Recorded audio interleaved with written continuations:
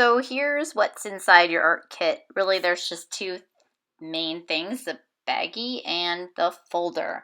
And you may have a funky folder like this. That's because they've been recycled from previous years. If there's tape or graffiti on there, feel free to peel it off or paint over it or X it out with a Sharpie. I had to go pretty fast in distributing supplies, so I wasn't able to go through each and every one of them.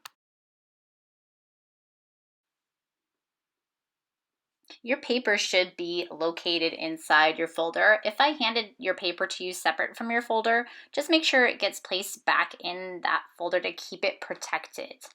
Make sure it doesn't get bent when you do that. All right, let's go over what's inside that little baggie, because it's not a ton of stuff. Of course, I'd love to give you way more, but given the circumstances, this was the best we could do with the money available.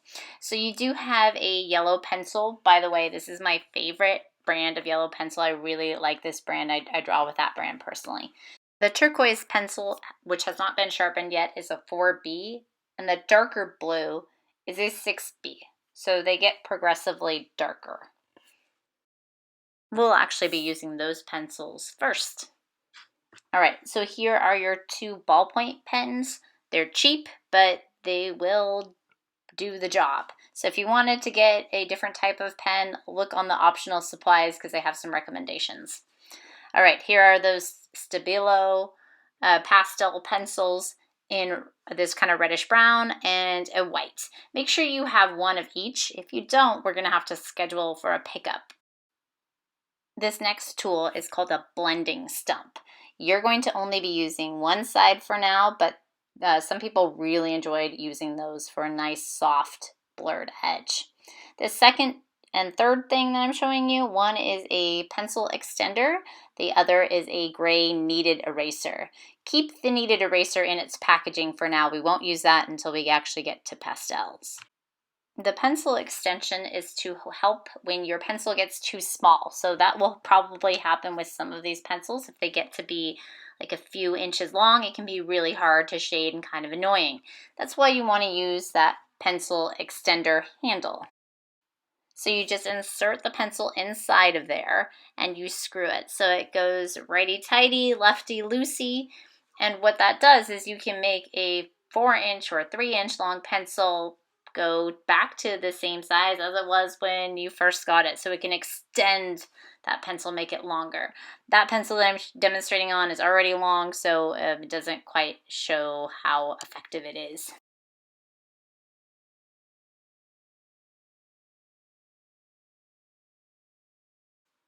Broken lines came up last week when we were talking about drawing the outline for the hand. So I just want to show you what I mean by that. So you can see that it's a line and not each line is equal and there are gaps in that line. But your eye will still kind of connect the dots or the dashes, so to speak, to make an image. The reason why you want this is so that your outline doesn't become too heavy and it doesn't flatten the form. This can be a really beautiful technique that will make your drawings look more professional and less amateur. So here I'm showing a heart, which is a shape everyone knows is an iconic symbol. In this method of broken line, almost like it's like a hatch really, where there's parts of the line and then gap, a chunk of the line and then gap. And it's uneven. I'm not looking for a specific length on my little dashes. You want to especially use broken line on the side of the hand or whatever object that is in light.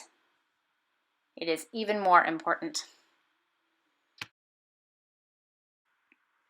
So we're going to do a quick kind of gestury drawing of a hand, and I want you to try using light broken lines. No thick, no heavy lines, light and broken. So I'm looking at my upper hand there. It's my left hand, the hand I do not draw with.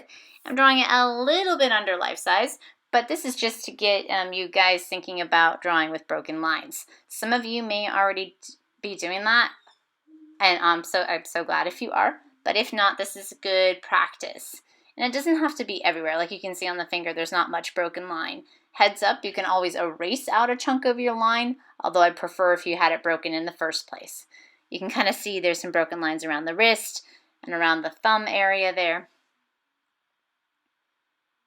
I'm using charcoal so that you can see this a little bit clearer. If I were to do this in pencil, it just wouldn't show up on camera. So don't be afraid to hatch. Don't worry about getting perfect proportions on this. It's fast, like a gesture. It can have that kind of gestural energy too, where you have sporadic lines, energetic lines, instead of one perfect, harsh line. So again, light and broken lines.